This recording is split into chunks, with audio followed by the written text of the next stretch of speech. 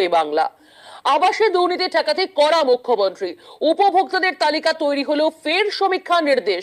December থেকেই প্রকল্পের টাকা দেবে রাজ্যই, সরাসরি সিদ্ধান্ত মঙ্গলবারের প্রশাসনিক বৈঠকে।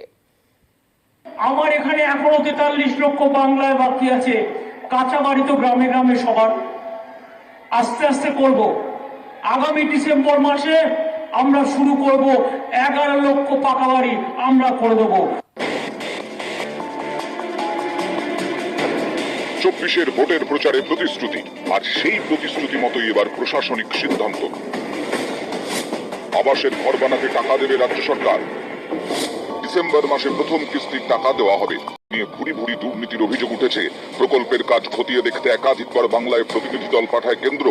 এই ইস্যুকে হাতিয়ার করে বিজেপি। এই সুযোগ যাতে তারা আর না পায় তা নিশ্চিত করতে চাইছে রাজ্য সরকার।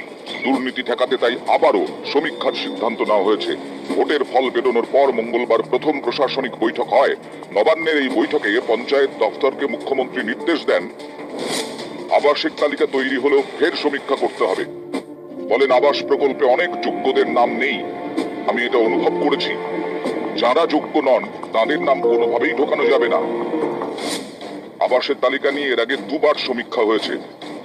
2023-এর ডিসেম্বরে শেষবার সমীক্ষা করেছিল রাজ্য সরকার। উপভোক্তার তালিকায় নাম ছিল 11,36,000 জনের।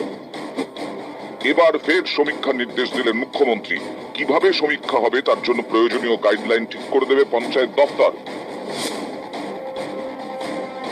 এদিনের বৈঠকে মুখ্যমন্ত্রী বলেন, ঘাটাল মাস্টার প্ল্যান ফেলে রাখা যাবে না, আরো তাড়াতাড়ি কাজ করতে হবে।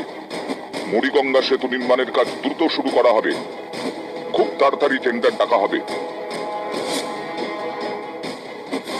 এদিন মুখ্যমন্ত্রী প্রশ্নের মুখে পড়েন রাজীব কুমার সহ 4 সচিব। মুখ্যমন্ত্রীর প্রশ্ন, আইটি ডিপার্টমেন্ট কেন ভালো কাজ করছে না? সন্দেশখালী নিয়ে একাধিক ফেক ভিডিও ছড়িয়েছিল, এটা কেন দেখা হয়নি? Skill development